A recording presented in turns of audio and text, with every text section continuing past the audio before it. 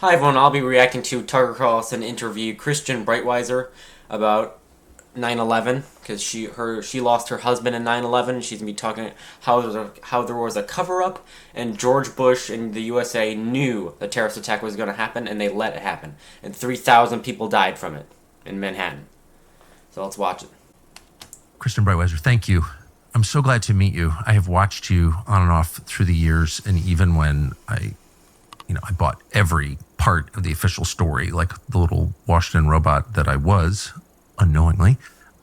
Even then, I admired your doggedness and your intelligence, rigorous mode of thinking, and your bravery for not letting it go. So you haven't let it go. You've been on this for almost 25 years. Are you more or less satisfied that you understand what actually happened on 9/11? No, I think 25 years out, there's absolutely no complete understanding of what really happened. I think that's unconscionable. We live in the United States of America, and to think that 3,000 people were massacred in broad daylight in Lower Manhattan, and that there's not been a full accounting that is credible. There's not been the ability for the widows and kids to avail themselves of the judicial system, of the legal system. I just think it's a stain on the country. I'm someone that believes that we are a nation based upon the rule of law. Yeah. And the reality is this nation's worst terrorist attack, the families left behind, have never been given the opportunity to use the rule of law to give us a sense of accountability and justice for the murder of our loved ones. It's less obvious what that was. That is weird. Why? I think initially in the beginning, everyone was really scared. Yes. I think that first there was fear. And I think that was ginned up sort of by the Bush administration.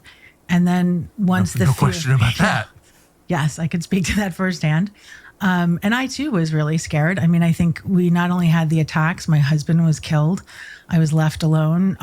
We lived in New Jersey, right across the water from where the attacks took place. We could smell the air, which was horrible. And then we had the anthrax attacks, and that happened in New Jersey and near Princeton. And so it was a really scary time.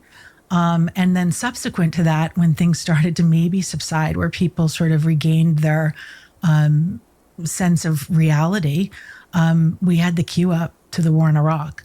And anyone who questioned anything about the attacks and how they could have happened and who could be behind them, you were silenced, because we were a nation at war, and it was unpatriotic to raise any questions, to question anything, and to demand answers, certainly not allowed. And It's like Bush just loves war or something. USA just loves war.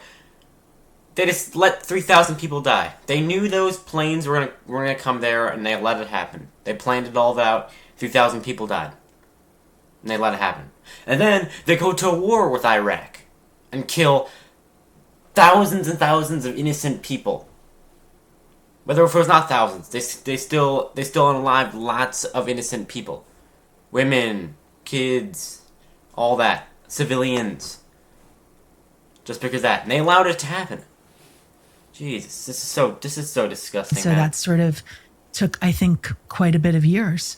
And now, believe it or not, I think for many of us, it's 25 years moving into the 25th year. And I do not think that we've been told the truth. I think as hard as we fought for a commission to try to learn the lessons, to try to understand better why and how the attacks happened, I think that commission was a whitewash. I think it told a story, not the truth. And there's a difference between a story and the truth. And I think we're owed the truth as to what happened that day and why the country was attacked and why we did nothing in a defensive posture to even mitigate the damage on the day of 9/11. It's bad enough when you look at the facts leading up to the day of 9/11 and you see the many instances of where things were sort of overlooked, facilitated in some situations. But the day of 9/11 as well, there were failures, systemic failures that cost lives. And so for me, initially in the beginning, I was like, you know what, like we need to do better. The country needs to learn lessons so that more lives could be saved if and when another terrorist attack happened. And for whatever reason, President Bush wasn't interested in doing that, but he was interested in the war in Iraq. And to me, 25 years looking back, 24 years looking back, I do wonder if the attacks were to serve as the premise to allow for preemptive war. I think that when you do examine what had happened in the government since then, it certainly laid the groundwork for preemptive war. I'm not a person who supports war. I think that as someone who lost a loved one, I know the devastation war brings to a home and a family. And it makes me sick to think that no one was really held accountable for the war in Iraq, for the hundreds of thousands of lives, for the tens of thousands of U.S. soldiers. Yeah. And I'm just confounded with the fact that the American public never demanded that, and that for all intents and purposes, they got away with 9/11 and they got away with the war in Iraq. I agree with every word that you just said, and thank you for saying them because they're true.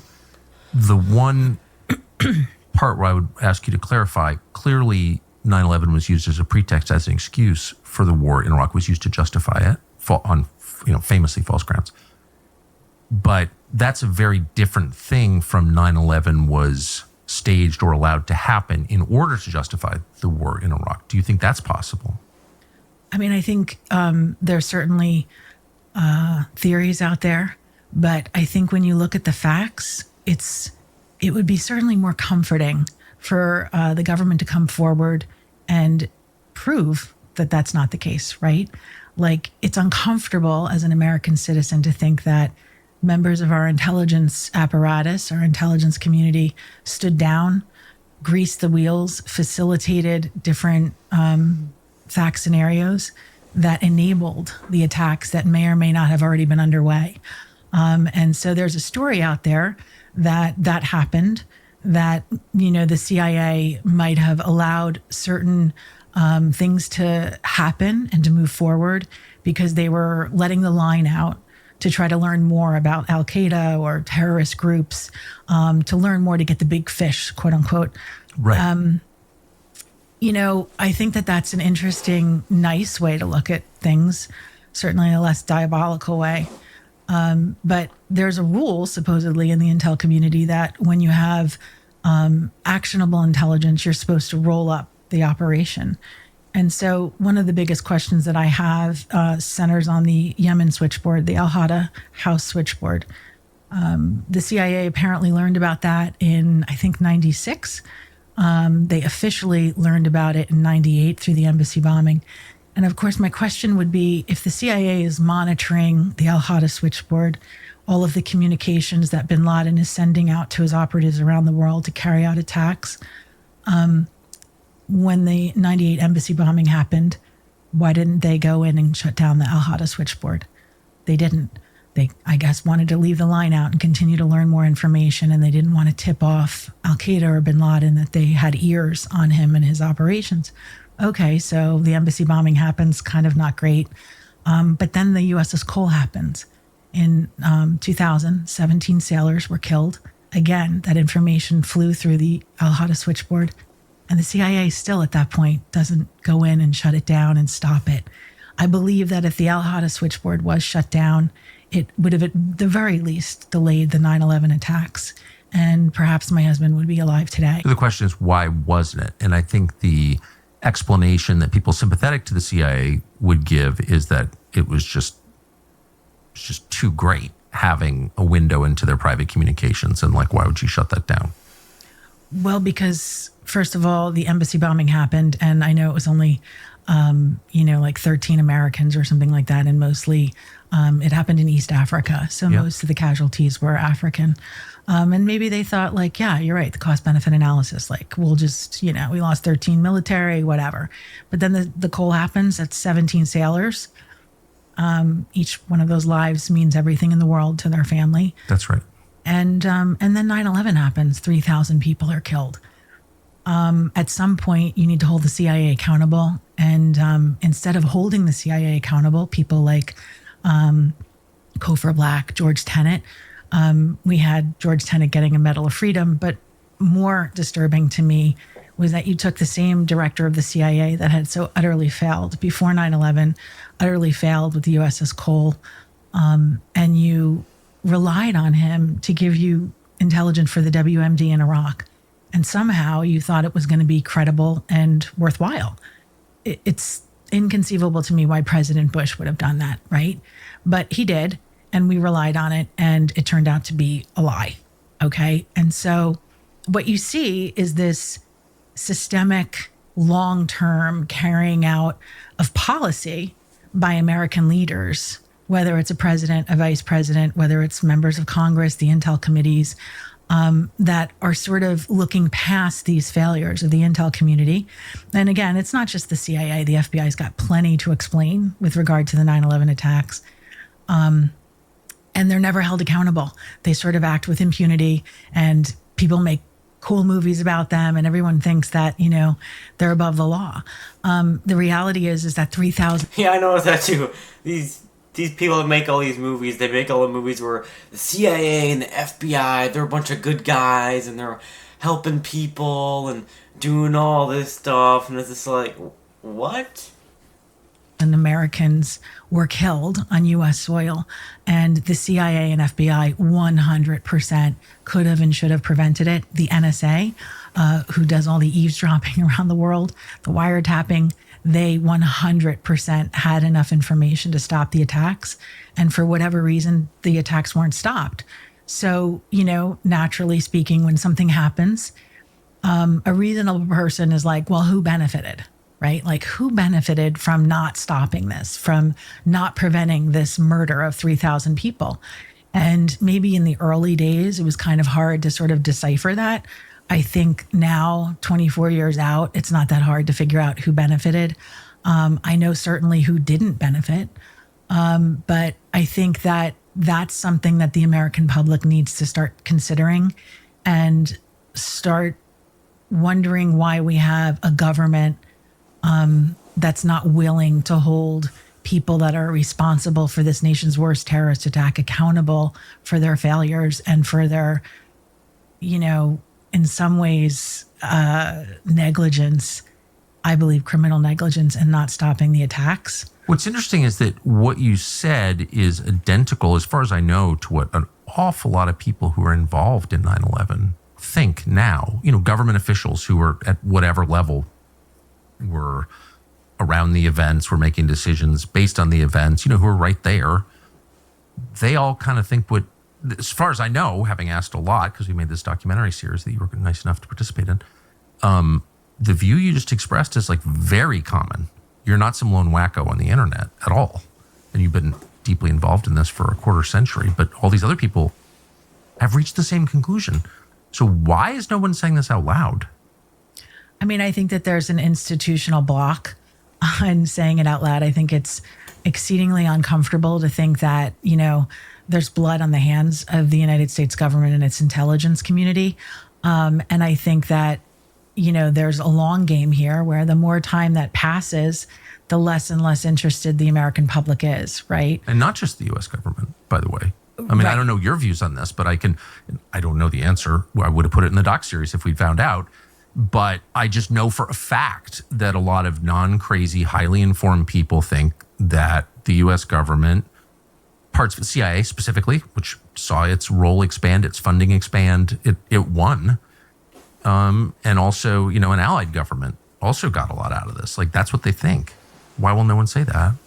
Yeah, I mean, I think it's peculiar. I think that for me personally, my initial focus was on the U.S. government failures. I was very interested in what the U.S. government knew, why the attacks weren't prevented.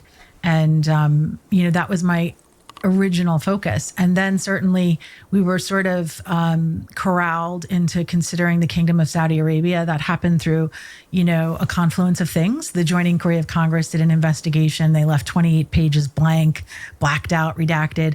And, the whisper campaign began that it was the Kingdom of Saudi Arabia that had a strong hand in the attacks. They logistically and financially supported the hijackers. And, undoubtedly there's information there that could support that scenario. There's also historic facts that show that the U.S. intelligence community and the Saudis work together. Speaking here about, Iran-Contra, speaking here as well about the years in Afghanistan with the Mujahideen. But then as years and years go by, you start to consider about other foreign allies that might have played a role.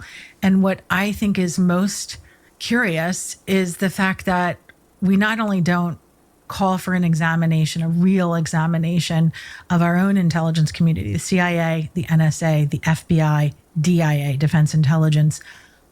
There's been no clarion call for that.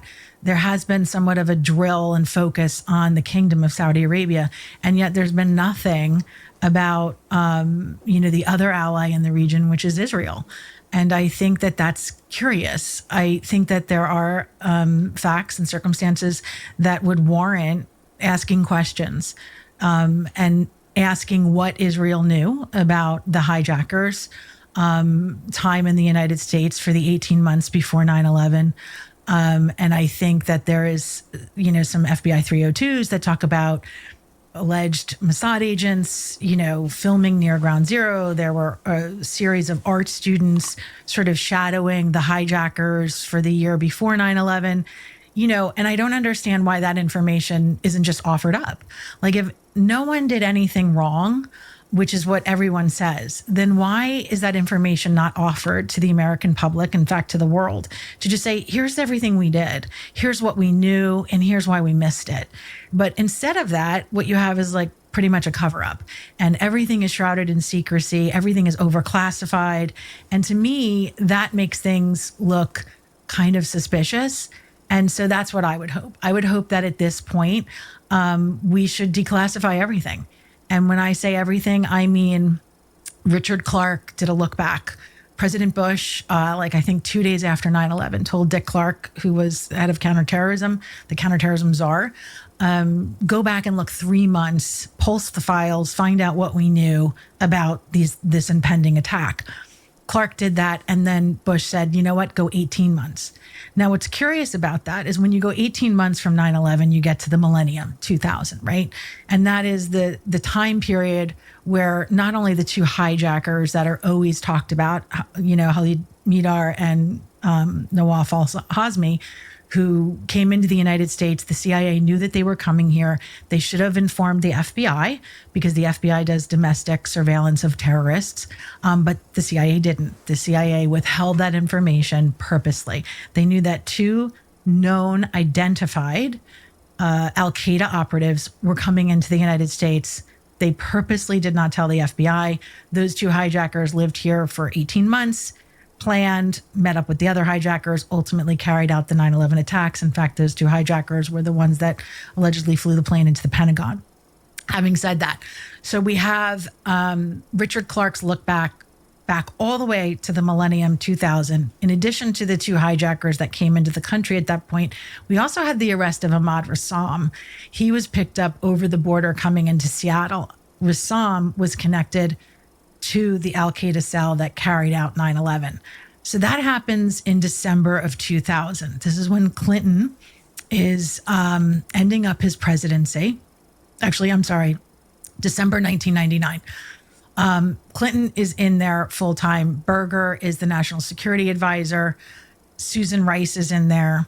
They nab this guy, a terrorist coming across who's on his way to LAX to blow up LAX. Okay. He gets caught. January 15th, these two hijackers come in that the CIA knows about into LAX, like literally 2 weeks after Rassam was planning on blowing up LAX. And they're all connected back to the camps in Afghanistan. Yes. But again, the CIA doesn't do anything. And apparently, according to the official story, the CIA knows these two guys are coming here, the two hijackers, and just forgets about them. Doesn't do anything. Okay.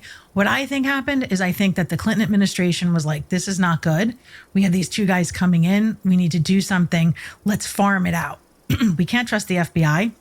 Let's give it to some foreign intelligence to keep an eye on these guys and see what they're up to. Now, if that happened, what we do then is we find out that the USS Cole bomb goes off in October of 2000.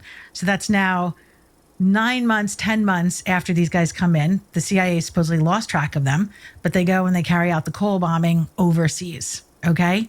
At that point, if the Clinton administration did put together this op. Like, let's try to recruit these hijackers. Let's let the line out. Let's see what we can learn. They're listening into the Ahata switchboard. At that point, 17 sailors die. You need to stop what you're doing and you need to roll up the operation. You need to end it.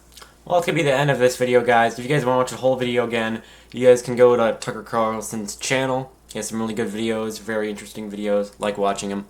But until then, I'll see you guys on the next one. Bye.